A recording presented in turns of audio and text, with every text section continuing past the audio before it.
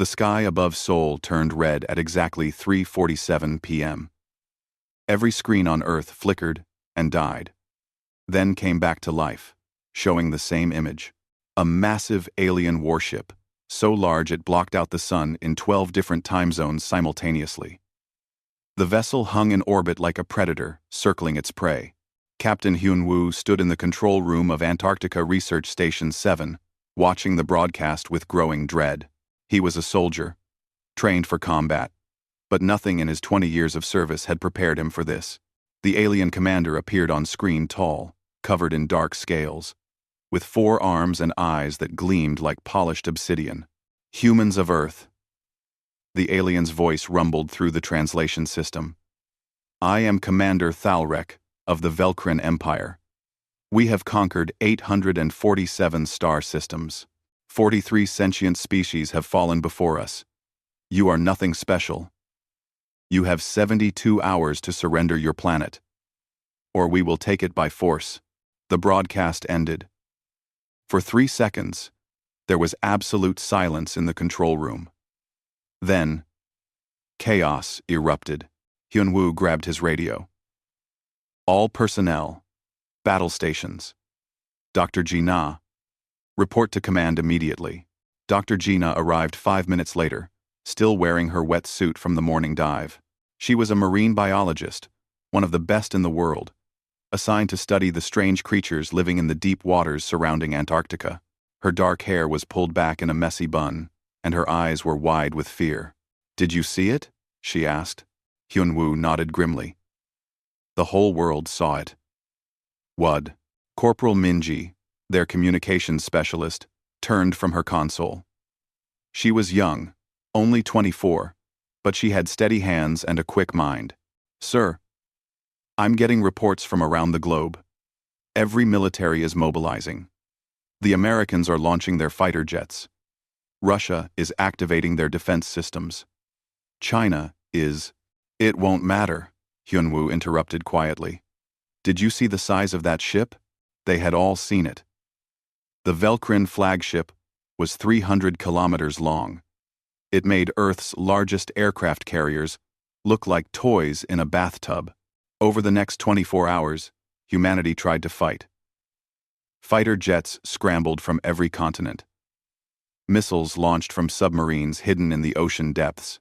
Lasers fired from secret military satellites. Nothing worked.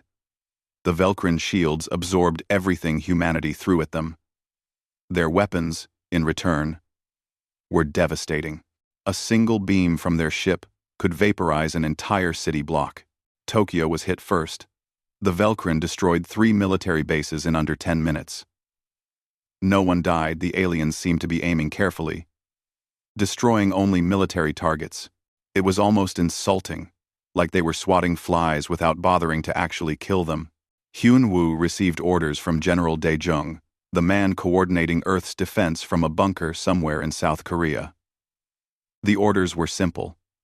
Evacuate the research station. Get everyone out. The Antarctic base was too isolated, too vulnerable, but Dr. Ji-na refused to leave. Something's wrong, she insisted, pointing at her computer screens.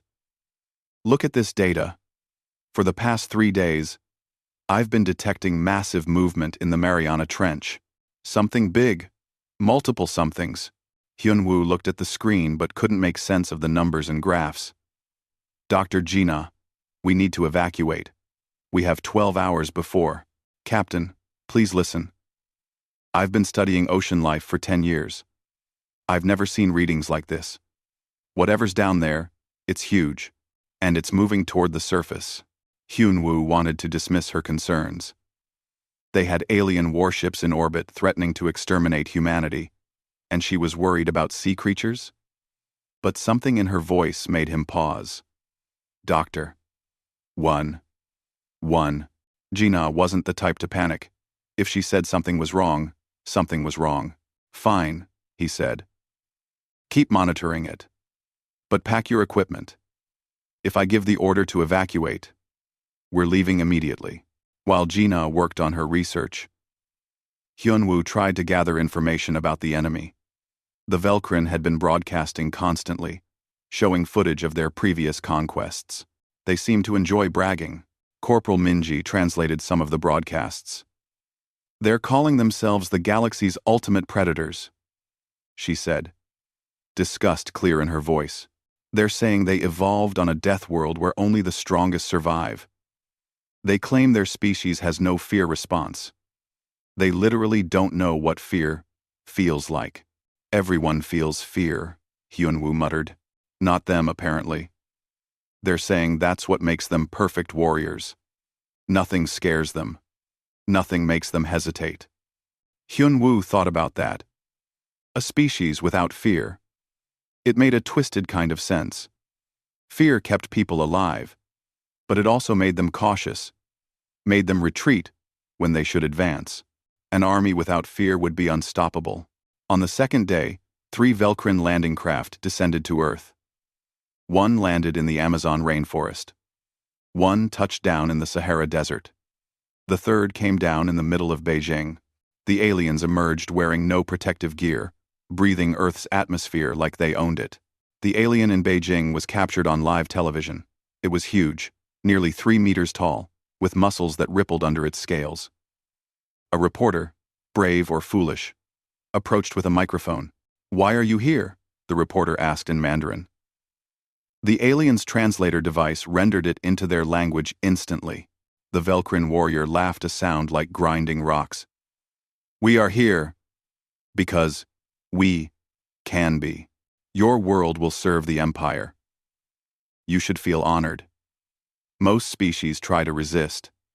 We appreciate when they don't waste our time. What if we fight back?" The alien's forearms spread wide. "Then you will lose. We have conquered worlds with warriors far fiercer than you. We have defeated species with technology beyond your imagination. You are nothing special, little human. You are just the next conquest in a very long list." The reporter didn't back down. "Aren't you afraid of anything?" The alien seemed genuinely confused by the question. "Afraid? No. Fear is a weakness my species evolved beyond millions of years ago. We feel hunger, pain, and anger. But fear? That is unknown to us. It is one reason we rule the galaxy while you still play in the dirt of a single world." The broadcast ended when military personnel arrived to take the alien into custody. But the damage was done. The Velkrin had made their point. They weren't just stronger than humanity. They were fundamentally different. They didn't fear death, didn't fear pain. Back in Antarctica, Dr. Gina called Hyunwoo over to her station urgently. "Captain, you need to see this." The monitor showed sonar readings from the deep ocean. Something massive was moving. Something that created a signal bigger than anything Gina had ever recorded. "How big is that?" Hyunwoo asked. Gina's hands shook as she adjusted the scale. "If these readings are correct, it's at least 500 meters long. Maybe bigger.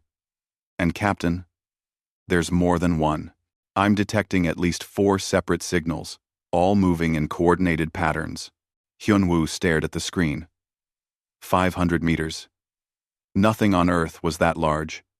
The blue whale, the biggest animal ever known, was only 30 meters long. What could possibly be that enormous? Could it be a submarine? He asked hopefully. Maybe the Americans or Russians have some secret weapon? Gina shook her head. The movement pattern is organic. It's alive, Captain. And whatever it is, it's been down there for a very long time. General Daejung's voice crackled over the radio. "All stations. This is command. We have 48 hours until the Velkrin deadline. Prepare for final defensive operations. May God help us all." Hyunwoo looked out the window at the dark Antarctic waters. Above them, alien warships prepared to end humanity's existence. Below them, something ancient stirred in the deep. Humanity was caught between 2 impossible threats, and he had no idea which one was more dangerous. The war lasted 6 hours. That was how long it took for the Velkrin Empire to crush Earth's military forces in the first major battle. They chose Tokyo as their demonstration target, and the world watched in horror as humanity's most advanced weapons failed to even scratch the alien shields. General Dae-jung watched from his command bunker, his face aging years in those 6 terrible hours. Fighter jets fell from the sky like burning leaves. Naval destroyers exploded into clouds of metal and fire. The aliens weren't even trying hard. Their weapons seemed almost casual, like someone swatting mosquitoes on a lazy afternoon. When it was over, the general made a decision that many would call insane. He activated the emergency communication network, connecting to every remaining military installation on Earth. Captain Hyun-woo listened from Antarctica as the general's tired voice filled the speakers. This is General Dae-jung to all stations. Operation Witness is now active. We cannot defeat them with weapons, but perhaps we can defeat them with truth. Hyun-woo frowned. What does that mean? Corporal Min-ji was already pulling up the classified files. Her eyes widened as she read. Sir, Operation Witness is. It's a psychological warfare plan. They want to show the Velkrin what humanity fears. The theory is that, if they understand fear, they might understand why they should fear us. I was they want to be. I was Levin. That makes no sense, Hyun-woo said. They don't feel fear. They said so themselves. I know, sir, but it's all we have left. Dr. Gina entered the control room, carrying a tablet covered in oceanographic data. She had barely slept in 2 days, and it showed. This operation won't work, she said bluntly. Whatever we're afraid of on the surface is nothing compared to what lives below. Before Hyun-woo could respond, General Dae-jung's personal communication line lit up. The general's face appeared on screen, looking 10 years older than it had a week ago. Captain Hyun-woo, your team has been selected for a critical mission. The Velkrin have agreed to send a reconnaissance team to Earth's surface. Commander Thalrek finds our proposal amusing. He wants to see what could possibly frighten the prey he's about to conquer. Hyun-woo felt his stomach tighten. What exactly is our mission, sir? You will escort 3 Velkrin warriors to various locations on Earth. We will document their reactions to our planet's most dangerous predators and environments. The footage will be broadcast to their fleet. Our hope is that they'll realize Earth is more dangerous than they think. Sir, with respect, these aliens have conquered 43 worlds. What could we possibly show them that would impress them? The general's expression was grim. I don't know, Captain, but we're out of options. The Velkrin deadline is in 36 hours. This is our last chance. Everyone. The 3 Velkrin warriors arrived at the Antarctic station 12 hours later. Their landing craft touched down on the ice, and 3 massive figures emerged into the freezing wind. They wore no protective gear. The sub-zero temperature didn't seem to bother them at all. The first alien was Sub-Commander Vextar. He was slightly smaller than the others, and his eyes held something that might have been curiosity. He carried what looked like a recording device. The second was Koran, a warrior whose scales were covered in scars from countless battles. He radiated aggression and contempt. He looked at the human soldiers like a lion might look at mice. The third was Zelix, a scout with quick movements and alert eyes that never stopped scanning for threats. Hyun-woo stepped forward, forcing himself to look confident. Welcome to Earth. I'm Captain Hyun-woo. I'll be your guide. Vextar's translator clicked on. Captain, we are here because Commander Thalrek enjoys your species' attempts at intimidation. Show us these horrors you humans fear. We are curious to see what frightens such soft creatures. They started with the easy locations first. A military transport flew them to the African savannah, where Park Sung-ho, a wildlife cameraman, had set up cameras to capture everything. A pride of lions emerged from the tall grass. The great cats were magnificent, their muscles rippling under golden fur. The largest male weighed over 200 kilograms and had a mane that made him look like a king. The lions saw the aliens and froze. Then, slowly, they approached. The male lion roared, a sound that could be heard for kilometers. Koran laughed. It was not a pleasant sound. This? This is what you fear? This tiny animal? He walked directly toward the lion, unafraid. The lion, confused by this strange creature that showed no fear, attacked. It leaped at Koran, with claws extended and jaws wide. Koran caught the lion in midair with two of his forearms. The lion weighed 200 kilograms. Koran held it like a house cat. Then, gently, he set it down and pushed it away. The lion, thoroughly confused and frightened, ran back to its pride. Adorable, Koran said. What else do you have? Lieutenant Hana, a fighter pilot providing air support, muttered into her radio. This isn't working. They tried the Amazon rainforest next. Jaguars, anacondas, poison dart frogs, bullet ants, every deadly creature they could find. The Velcrin were unimpressed. Vextar actually seemed disappointed. Your planet is so gentle, he said. My homeworld has creatures that would eat these animals for breakfast. A child on my world faces greater dangers walking to school. In Australia, they showed the aliens box jellyfish, whose venom could kill a human in minutes. Zelix let one sting him. He didn't even flinch. Interesting toxin, he said clinically. Our biology processes it easily. What else? They showed them saltwater crocodiles, Sydney funnel web spiders, great white sharks. Nothing worked. The Velcrin were simply too tough, too strong, too evolved for danger. Hyunwoo felt despair settling in his chest. Operation Witness was failing. They had hours left before the deadline, and they had nothing to show except footage of aliens laughing at Earth's most fearsome predators. That's when Vextar said something strange. The alien was watching Corporal Minji set up communication equipment. A funnel web spider crawled near her boot, and she jumped back with a small scream, her face pale with terror. Curious, Vextar said. That creature cannot harm you through your protective clothing, yet you fear it greatly. And still, you chose to come to this location. You knew these creatures were here, and you came anyway. Hyunwoo didn't understand what the alien was getting at. Vextar continued. On my world, we built our cities in safe locations, far from the mega-predators that could threaten us. But you humans build cities everywhere, on earthquake fault lines, in hurricane zones, on the slopes of active volcanoes. You live surrounded by danger, and you do not flee. Why? Because this is our home, Hyunwoo said simply. Vextar tilted his head, processing this. Your species is either incredibly brave or incredibly foolish. I have not yet determined which. Back on the Velcrin flagship, Commander Thalrek was watching the footage with growing contempt. He was preparing the final invasion fleet when Corporal Minji's voice came through the communication channel. Commander Thalrek, we have one more location to show your warriors. The deep ocean. The alien commander almost declined. They had wasted enough time on this foolish exercise.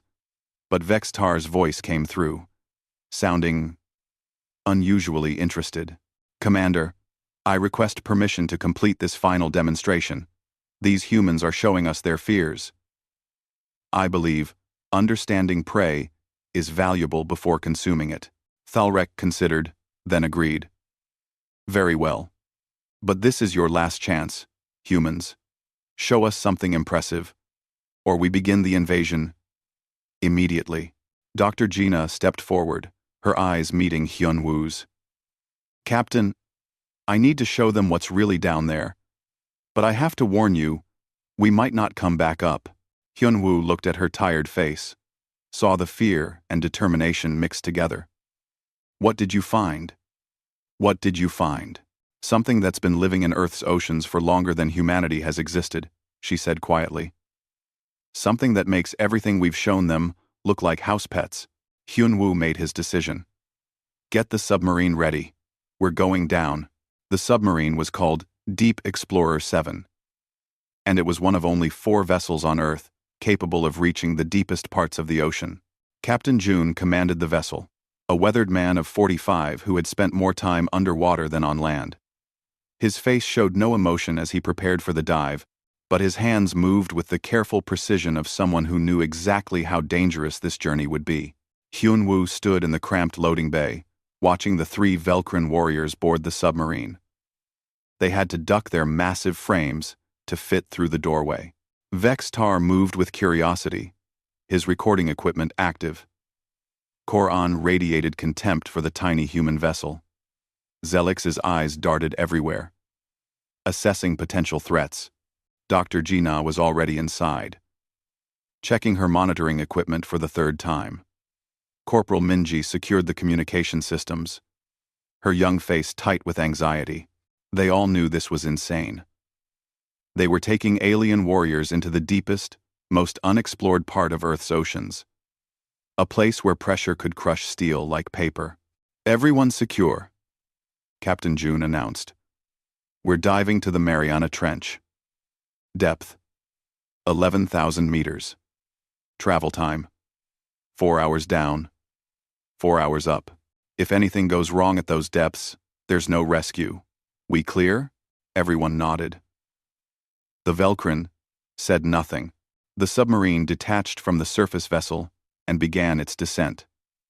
The water outside the thick windows changed from bright blue to dark blue to black. Within 20 minutes, they were in complete darkness, with only the submarine's external lights piercing the gloom. "Depth: 1,000 meters, Captain June called out. "Pressure: 100 atmospheres. For reference, this pressure would crush an unprotected human body instantly," Koran snorted. "Our bodies are built for much worse. Your ocean is nothing." Dr. Gina ignored him, focused on her monitors. "Captain June, I'm already picking up unusual readings. Something large is moving below us." "How large?" Hyun-woo asked. She adjusted her instruments. "At least 50 meters. It's following us down." Vex-Tar moved to the window, peering into the darkness. His 4 eyes could see better than human eyes, but even he saw only blackness. "What creatures live at these depths?" "Things we barely understand," Dr. Gina said. "Giant squid, strange fish that create their own light, creatures that have never seen the sun. At these depths, life adapts to extreme conditions. No light, crushing pressure, near freezing temperatures. Depth: 3,000 meters, Captain June announced. The submarine shuddered. Something had bumped against the hull. Minji gasped, and even Hyun-woo felt his heart rate spike. But the Velcrin showed no reaction. "Probably just a squid," Dr. Gina said, though her voice was tight.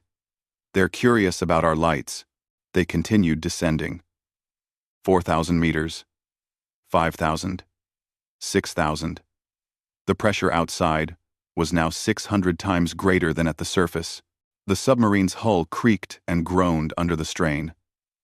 Every sound made Minji flinch, but she kept working, ensuring the communication systems stayed active. The world needed to see this footage. At 8,000 meters, they encountered a colossal squid. The creature appeared in their lights like something from a nightmare 40 meters long, with tentacles that stretched into the darkness and eyes the size of dinner plates. It moved with eerie grace, circling the submarine slowly. "Now that's interesting," Vex-Tar said, leaning closer to the window. "That creature could threaten smaller spacecraft, but even this massive predator didn't frighten them." Koran laughed at it. "Large, but still just an animal. Is this the best your ocean can offer?" Koran, Koran, Koran. Dr. Gina didn't answer. Her eyes were fixed on her monitors, where something massive was appearing on the sonar. Something that made the 40-meter squid look tiny. "Captain June," she said quietly, "we need to go deeper." "How much deeper?" the captain asked. "All the way. 10,500 meters. To the ocean floor." Captain June's hands tightened on the controls, but he nodded. "Everyone brace. We're going to the bottom." The submarine dove deeper into the abyss. 9,000 meters. 10,000. The hull screamed under the pressure. Hyun-woo could hear metal bending, rivets straining. One small crack, one tiny failure, and they would all be crushed instantly. Depth, 10,500 meters, Captain June announced. We're approaching the ocean floor. Dr. Gina's monitor showed they were close to something massive. Her hands were shaking as she worked the controls. Cut the engines. Let us drift. And Captain, turn on all external lights. Maximum power. That will drain our batteries faster, Captain June warned. I know. Do it anyway. The submarine drifted in the absolute darkness. Then Captain June activated every external light at full power. For a moment, they saw nothing but empty black water and small particles floating like snow. Then the lights illuminated the ocean floor. It was moving. The entire floor was covered in creatures, millions of them. Strange, pale things that had never known sunlight. They carpeted the bottom of the ocean like a living blanket, crawling over each other in a writhing mass. What are those? Minji whispered. Amphipods, sea cucumbers, and things we've never classified. Dr. Gina said. But that's not what I wanted to show you. Look there. She pointed to the edge of their light's reach. Something vast was there, just beyond clear visibility. Bring us closer, Dr. Gina ordered. Captain June moved the submarine forward slowly. The lights pushed back the darkness meter by meter. The creature was beyond comprehension. It defied every law of biology Hyunwoo knew. The visible portion alone was at least 300 meters long, but parts of it extended far beyond their lights. It had a body that seemed almost serpentine, covered in bioluminescent patterns that pulsed with slow, rhythmic light. Dozens of eyes, each one larger than the submarine, dotted its massive head. Tentacles or arms or something else entirely drifted in the current, each one thicker than a redwood tree. The creature was ancient. Hyunwoo could feel it somehow. This thing had existed long before humans walked the earth, maybe before dinosaurs, maybe before life crawled onto land. Dr. Gina's voice was barely a whisper. I've been detecting these signals for months. I thought it was equipment malfunction. But it's real. It's actually real. The creature produced a sound. It was too low for human ears to hear normally, but the submarine's hull vibrated with it. The frequency resonated through metal, through water, through bone. Hyunwoo felt it in his chest, in his teeth, in the base of his skull, and then he saw the Velkrin warrior's reaction. Vextar had stepped back from the window. His forearms were pulled tight against his body. His translator made strange clicking sounds as he tried to speak but couldn't form words. Koran, the proud warrior who had laughed at lions and caught sharks with his bare hands, was frozen. His scales had changed color, becoming pale. His breathing was rapid, shallow. Zelix was clawing at the submarine wall, trying to get away from the window. Strange sounds came from his throat. Sounds the translator couldn't process. These were the Velkrin, the galaxy's apex predators, the species that conquered worlds without fear. And they were terrified. Impossible. Vextar finally managed to say, We can't. Fear is not. But his body told a different story. Every instinct in the Velkrin warriors was screaming at them to flee, to run, to escape. For the first time in their evolutionary history, they were experiencing true, primal fear. The massive creature's eyes focused on the submarine. All of them, simultaneously. Dozens of eyes, each one ancient and intelligent and alien. It was looking at them. It was aware of them. Dr. Gina, Hyunwoo said carefully, keeping his voice calm despite his own terror. We should leave. Now. Agreed. Captain June, take us up. Slowly. Don't make sudden movements. The submarine began rising, and the creature watched them go. It didn't attack. It didn't pursue. It simply observed, with the patience of something that had all the time in the world. As they ascended, Dr. Youngsu's voice came through the radio from the surface research station. The xenobiologist had been monitoring their journey. Did you get footage of it? Yes, Minji answered, her voice shaking. Good. Because sonar is detecting 17 more signatures just like it. All around the Pacific Ocean. They're everywhere. The submarine rose through the darkness, leaving the ancient creature behind. But none of them would ever forget what they had seen, especially the three Velcrin warriors, who sat in absolute silence, their minds trying to process an emotion their species had never known. The submarine surfaced 8 hours after it had descended. Captain June brought Deep Explorer 7 alongside the research vessel, with hands that trembled slightly the first time Hyun-woo had ever seen the experienced captain show nerves. The sky was dark, filled with stars and the looming shadow of the Velcrin flagship that hung in orbit like a promise of destruction. The three Velcrin warriors were the first to exit.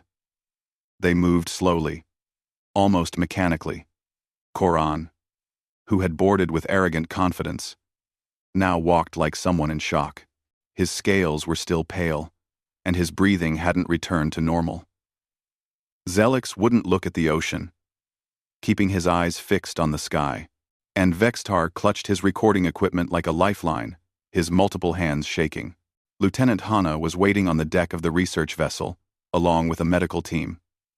She had flown combat missions against the Velcrin and had seen their warriors tear through human defenses without breaking stride. Seeing them now, broken and afraid, was deeply unsettling. "Captain Hyun-woo," she said quietly, "General Daejung is waiting for your report, and he wants the footage immediately." Dr. Ji-na emerged from the submarine, her face pale but determined. She carried data drives, containing every second of their journey into the deep. "The footage is complete. Everything is here. But I need to warn the General once we broadcast this, there's no taking it back. The world will know what lives down there." "The world is about to be invaded by aliens," Hyun-woo said. "I think we have bigger problems than keeping ocean secrets." Min-ji set up the secure communication link to General Daejung's bunker. The general's face appeared on screen, and he looked exhausted. The Velcrin deadline was now less than 6 hours away. This was humanity's last chance. "Captain, report. Did you get something we can use?" "Yes, sir. But you need to see it to believe it." They transmitted the footage. General Daejung watched in silence, his expression changing from hope to confusion to absolute horror as the creature appeared on screen. When the footage showed the Velcrin warriors' reaction, their fear, their panic, their complete psychological breakdown, the general leaned back in his chair. "Sweet, merciful God," he whispered. "That thing is real? It's actually down there?" "Yes, sir," Dr. Ji-na confirmed. "They're scattered throughout the Pacific Ocean, probably in other oceans too. They've been there for, we don't know how long, possibly millions of years." Park Sung-ho, the wildlife cameraman who had recorded everything, spoke up. "General, I've filmed dangerous animals all my life. Lions, bears, great whites. But that thing down there, that's not an animal. That's something else. Something older than we can imagine." General Daejung stared at the frozen image on his screen. One massive eye, larger than a car, staring directly at the camera. "And you're telling me we've been living on a planet with these things and never knew?" "We knew something was down there, Doctor," Gina said. "Every culture on Earth has legends about sea monsters. Kraken, Leviathan, the world serpent, Jormungandr. We've always known. We just didn't have proof until now." The general made his decision quickly. "Send the footage to the Velcrin flagship. All of it. Unedited. Let them see what broke their warriors." "Sir, are you sure?" Hyun-woo asked. "This footage shows how fragile we are too. We were terrified down there." "Exactly. That's the point. We're terrified. And we still live here. We still build our cities on the coasts. We still swim in those waters. We still send submarines down there. The Velcrin need to understand that." The footage was transmitted to the Velcrin flagship at exactly 2:47 a.m. On the massive warship orbiting Earth, Commander Thalrek was in his command center, preparing the final invasion plans.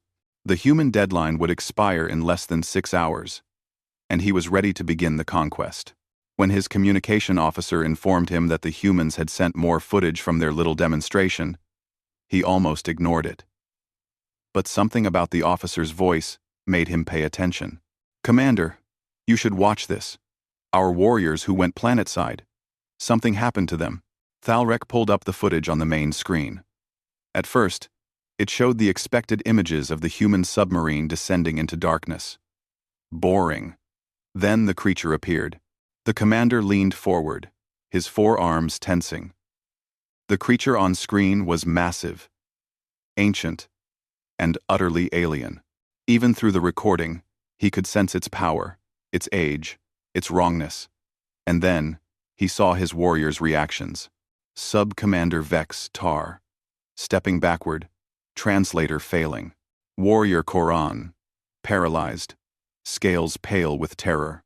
Scout Zelix, clawing at the walls, desperate to escape. They were afraid. His Velcrin warriors, bred for combat, evolved without fear, were experiencing genuine terror for the first time in their species' history. Thalrek replayed the footage 3 times, unable to believe what he was seeing. Then, he ordered the 3 warriors brought to the medical bay for immediate examination. The Velcrin medical team ran every test they had. Brain scans, hormone levels, neural activity, genetic markers. The results were impossible, yet undeniable.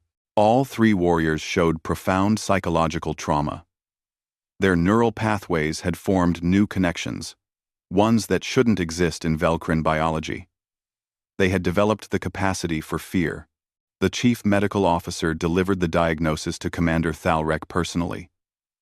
"Commander, these warriors are permanently changed. The trauma has altered their brain chemistry. They will carry this fear response for the rest of their lives. And sir, it might be genetic. If they reproduce, they could pass this trait to their offspring." Thalrek dismissed the doctor and sat alone in his quarters, watching the footage again. The creature in the deep ocean was frightening, yes. But what truly disturbed him was understanding what it meant. Humans lived above these things. Every single day, they built their cities right on the coastlines, knowing something ancient and terrible lurked in the depths. Their children played at beaches. They swam in the ocean for recreation. They sent submarines down there voluntarily, for science and exploration. Either humans were too stupid to understand the danger, or they were insane. Vextar requested an audience with the commander. When he entered, he still looked shaken, but some of his composure had returned. He carried his recording equipment and a data tablet. "Commander, I have been analyzing the humans' historical records. I needed to understand how they could live with such a threat. Too. Lumens for record. And what did you find?" "They've always known, sir. Their mythologies from every continent mention sea monsters. Ancient sailors feared the deep ocean. But here's what's important, they feared it. And they sailed anyway. They knew dangerous creatures existed in the depths, and they still explored. They still fished. They still crossed oceans in wooden boats that could be destroyed easily." Thalrek considered this. "That's not bravery. That's madness. Perhaps, sir. But consider what else I found. Humans build cities on earthquake faults where the ground can collapse at any moment.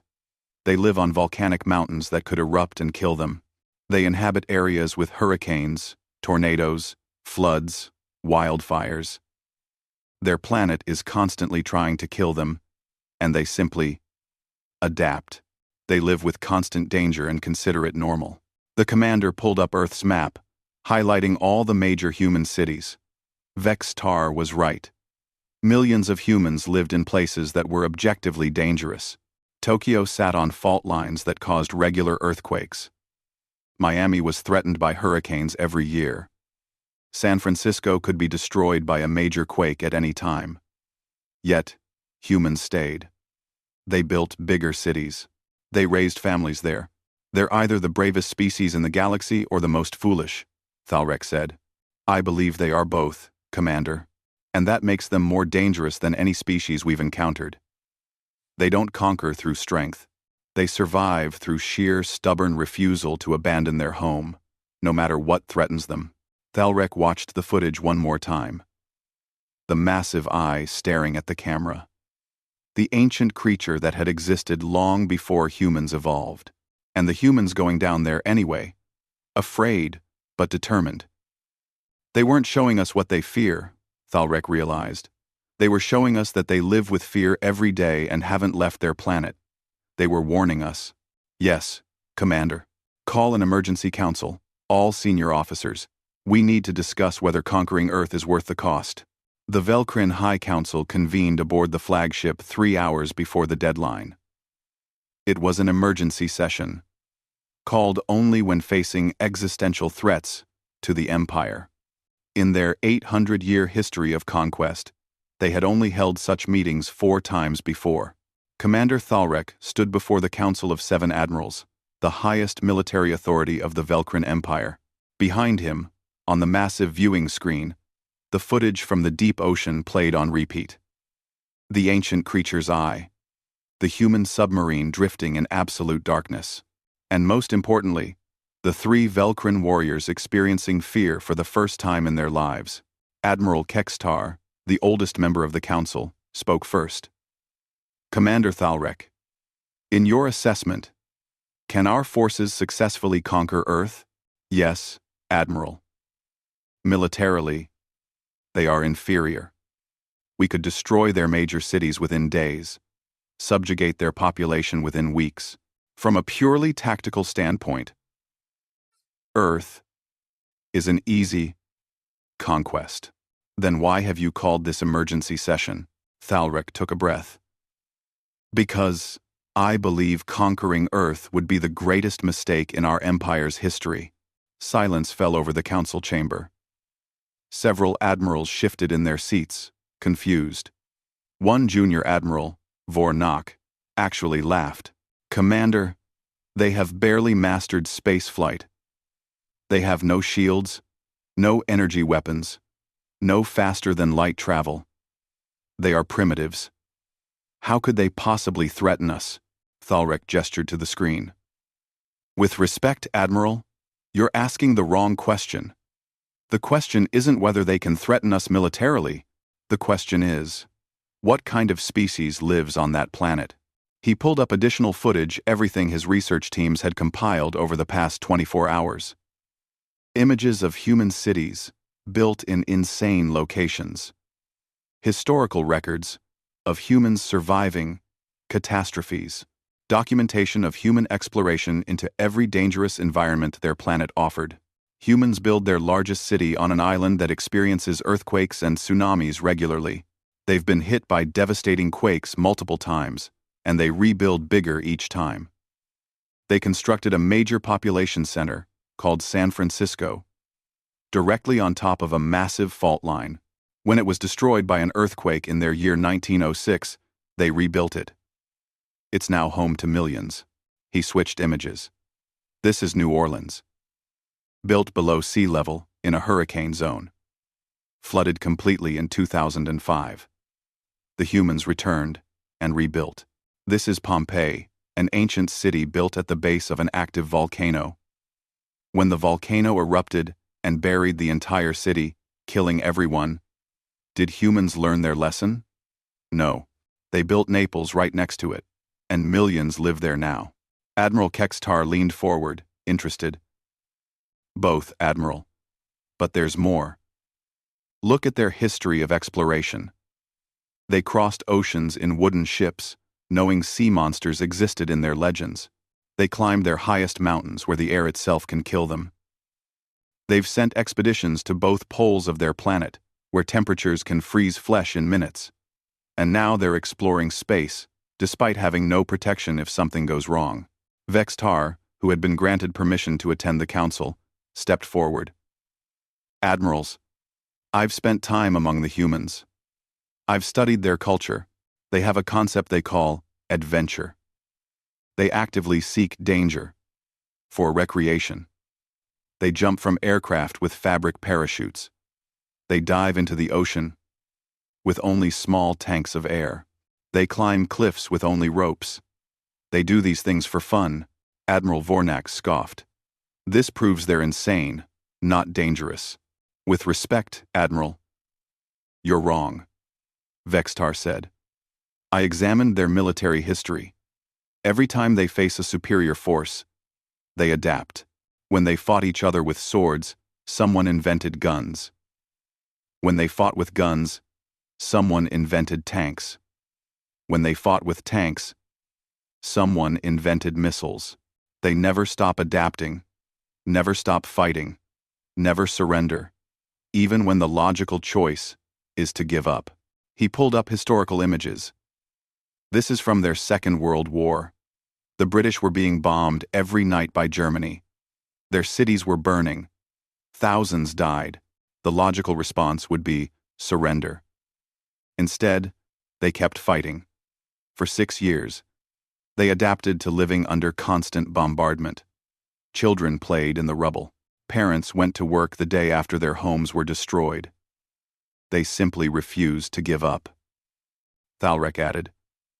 And that war ended when humans invented nuclear weapons and used them. They created devices that could destroy entire cities and kill hundreds of thousands instantly. And here's the disturbing part. After seeing what those weapons could do, after witnessing that destruction, they built more. Thousands more. They created enough nuclear weapons to destroy their own planet several times over. They lived for decades knowing they could accidentally end all life on Earth. And they just continued. They raised families. They built cities. They went about their lives with extinction constantly hovering over them. The council chamber was quiet now. Every admiral was watching the screen, seeing humanity in a new light. Commander Thalrek played his final piece of evidence, the full footage from the deep ocean. And now we come to this. The creatures in Earth's oceans. According to the human scientist Dr.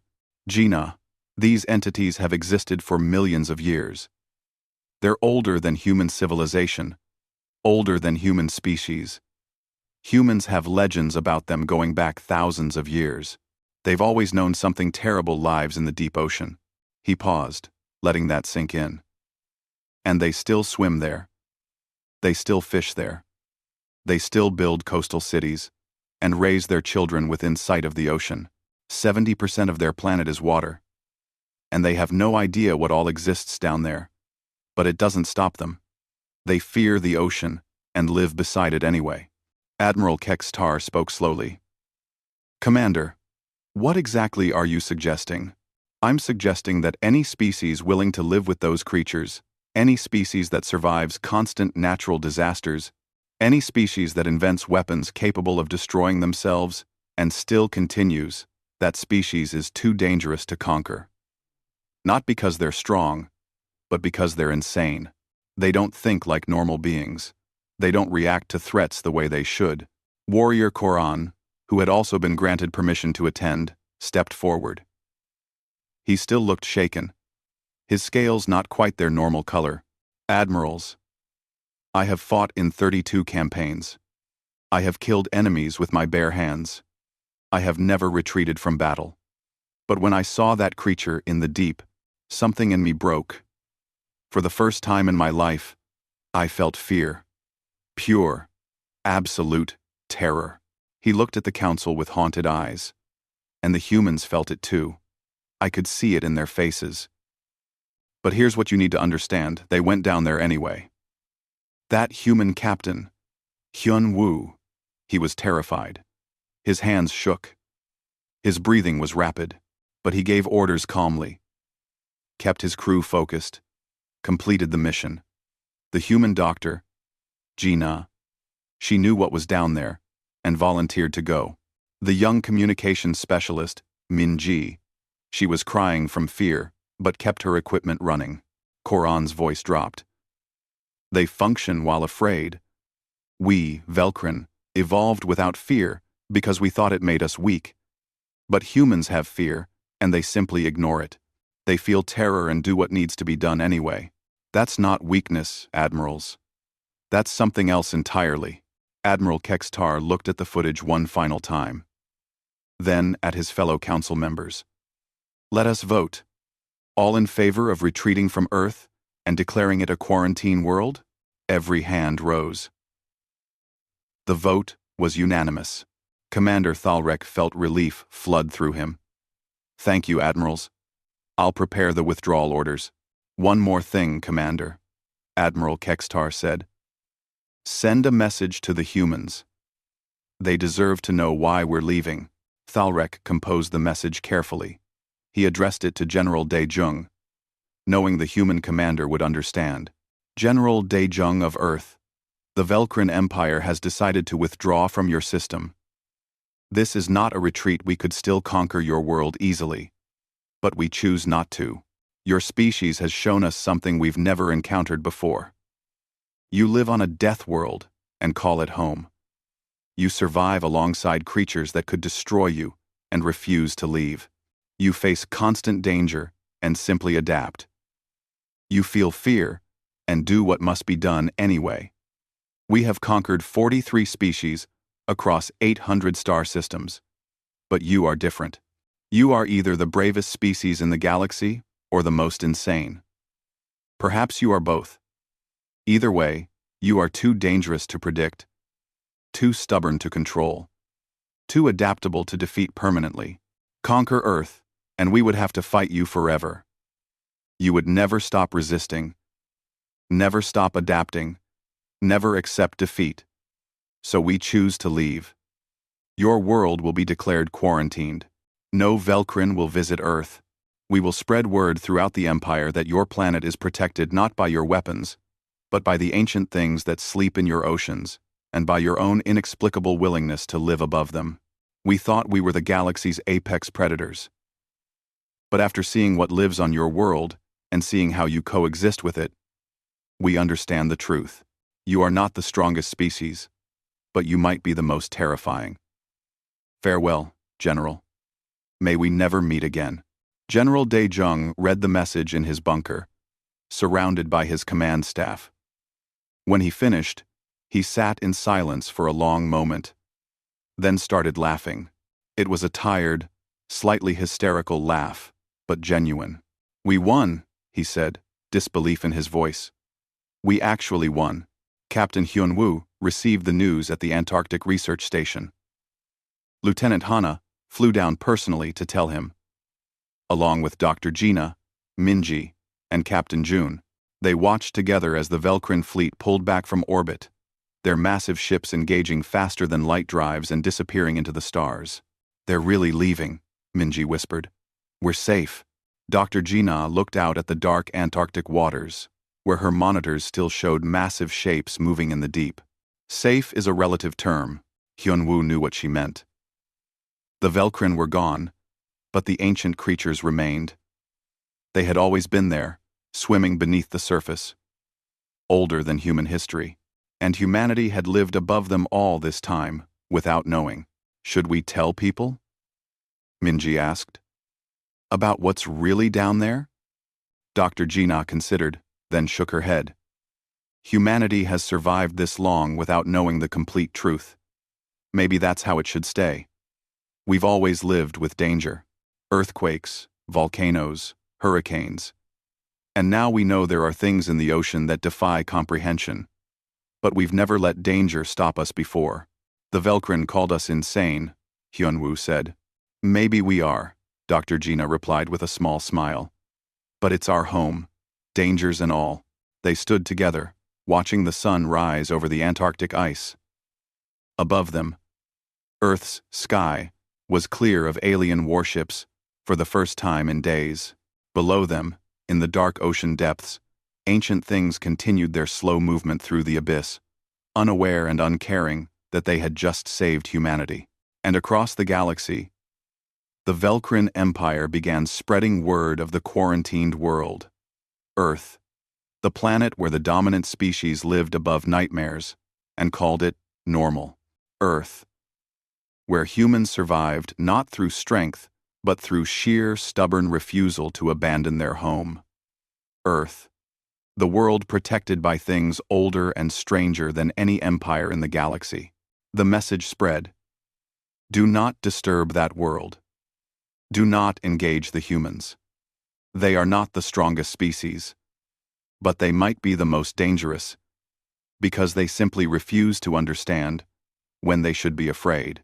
And on Earth, humanity continued as it always had, building cities, raising families, exploring the unknown, and swimming in oceans where ancient leviathans slept in the deep, dreaming their timeless dreams.